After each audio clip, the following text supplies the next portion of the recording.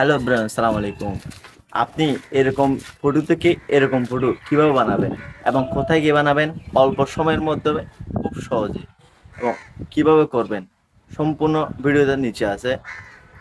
আমরা সবাই ভিডিওতে মনোযোগ সহকারে দেখি।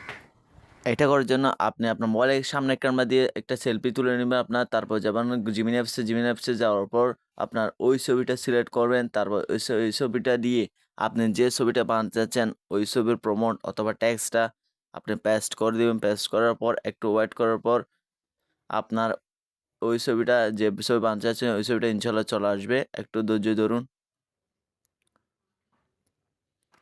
আর হুবহু আমাদের ওই ছবিটা চলে আসলো ইনশাল্লাহ কোনো রকম ব্যতিক্রম ছাড়া আপনার চেহারার। তারপর আমি সেকেন্ডে আবার একটা ছবি দেখাচ্ছি হুবহু এরকম এডিট করে, ওটা আপনার প্রায় আপনার চেহারা হুবহু চলে আসবে ইনশাল্লাহ।